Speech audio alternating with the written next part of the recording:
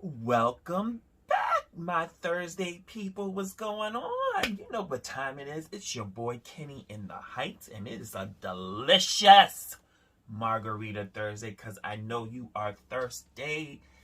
How we doing? Happy Thanksgiving. How was everyone's holiday? Did you eat a lot? Did you fall asleep? Then did you eat again? Good. Hope everyone was safe. Hope everybody had a great and blessed Thanksgiving. And I hope we're ready for Christmas and see how that goes. Well, you know, here in my clubhouse, I am always inspired by the one and the only Williams Sonoma Skinny Organic Margarita Mix. And today just happens to be Tangerine Margarita in my Coogan's glass. Cheers, everyone. Drink up.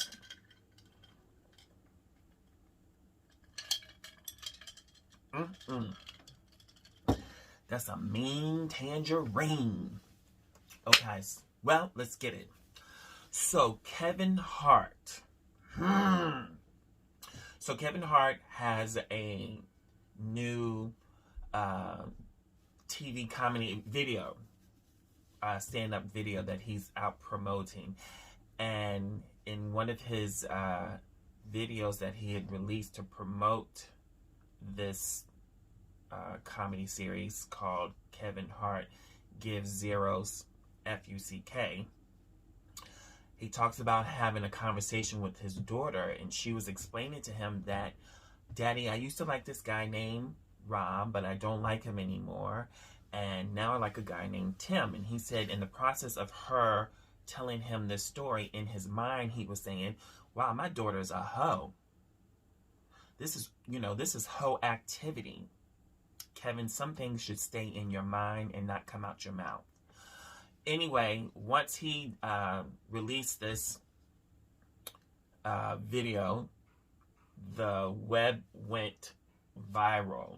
Women were hitting him up everywhere saying that, he was misogynistic and that very rude and disrespectful, and how could you call your daughter a hoe? Well, he released a video saying that he wasn't calling her an actual hoe, that he was saying that she had hoe activities. I don't know what the difference is, but maybe somebody can explain that to me, because a hoe is a hoe, and why would you call your 15-year-old daughter a hoe? Anyway, he also went on and said that because of COVID, he has to think of different ways to promote and market his videos, and this was one of them, for it to be able to go viral and people to stream it and buy it or whatever because of COVID. Which brings me to my conversation I had with you guys about 2 weeks ago with Lisa Rinna allowing her daughter to date Scott Disick. And so, to what extent do people go to, do they put their children out there to benefit them? Why? You don't ever want to raise your children to be a hoe or anything that's not positive. And for you to call your daughter that, what do you think that people who know your daughter, who goes to school with your daughter, and their parents, and they watch your video, what do you think the boys are going to say to her now or do to her? Oh, your daddy called you a hoe, we gonna call you a hoe. It's just not right. Once again, here we are with, the things that people will do so they can gain success, and put their children out there. So I'm sorry for his daughter. I, agree with you women. And Kevin, get it together. You've been in this business long enough. I can't talk today. What's going on? You've been in this business long enough. And if you can't sell your DVDs or whatever with your talent alone, I suggest you find something else to do. And don't have to put your children out there to get your sales up. I won't be buying it. Anyway, take care. Good luck with that situation. Yes. Y'all got a drink? This is a mean tangerine, baby. I can make a drink. If anything, I can make a drink. Gotta fix my little hat. All right, guys. So Erika Jayne. Now, I know you know Erika Jayne from the Housewives of Beverly Hills. Well, not too long ago, they may be about 3-4 weeks ago, Erika filed for a divorce from her famous, very successful lawyer husband, Tom Girardi. Now, they were married for 21 years. Tom is 81, Erika is 49. So, she filed for the divorce, and now they're saying that the divorce was a sham to cover up, allegedly, Tom has been embezzling money from a flight accident, a flight crash that happened in October with Lion Air Airlines. And the flight crash happened in October, and it killed 189 passengers and crew members. Now, Tom allegedly, I gotta say that because he is a lawyer, and I ain't sure he about to sue my picture off the wall. He has allegedly been embezzling the money that was for the family of the victims. The family. Let me get this right. Embezzling money from the money was for the surviving families of the victims. I gotta get that. How to get that out right.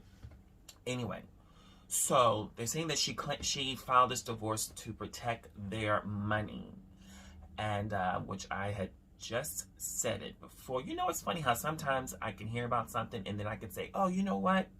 I bet you they're doing it for this reason, and then the next day I find out somebody had the same thought that I had, and it was true.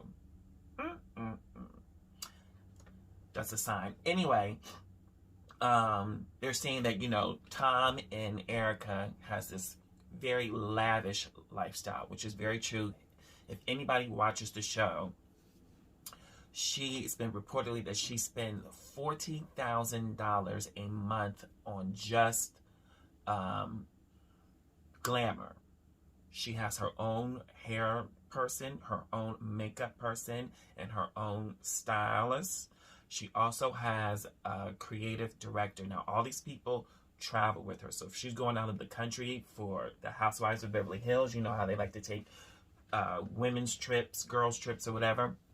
She flies these 4 people with her everywhere. They go everywhere. So they're saying that Tom and her spend no expense for their lifestyle. They go to whatever extremes financially for their lifestyle. So anyway, he's been taking this money from these people, and they filed a suit allegedly against him and his company, and it's like billions of dollars. Well, I like him. From what I know of him, seeing him on the show, and I thought he was a very nice man. However, she does live a very expensive lifestyle. He afforded, he afforded her singing career. Either you have a talent and it happens that way, or you have finances to back you up and it happens that way. And so he afforded her career, and it's very, you should check it out, a couple of episodes, that she lives a very lavish lifestyle. Crazy. Very crazy. You would think she was like Barbra Streisand, and she's not, but you would think that she feels like she's on that level as far as financially she is. And I was thinking, like, wow, I know he's a very successful lawyer, but I didn't know he was that successful. I mean, crazy private jets everywhere. Just to go to Starbucks, she in a private jet just to go to Starbucks with her hair and her makeup people and everybody else in the plane with her. It's just crazy how they were just blowing money. Anyway, if this is true, now I see how they were blowing the money, because it wasn't their money to begin with. Come on, people. Those poor people who lost their loved ones and their children on that plane, and that money was supposed to be for them, and you out here going to Gucci and Louis Vuitton and doing all this, and these people are sitting here devastated, and you're taking money from them, food off of their table, so she can have hair down to her butt and eyelashes up to her forehead and think she looked like a doll. It's pitiful, the things that people would do. Go to work. Work for your money, okay? Stop robbing people for their money that's theirs. Allegedly. Don't try to sue me, because he might try to take these pillows. I might be doing Kenny next week with no pillows and no picture, because he done sued me for my video. Anyway, good luck with that, Erica and Tom. I'll keep you guys on the up and up with that story. Anyway, guys, I'm so glad to be back to see you guys. I hope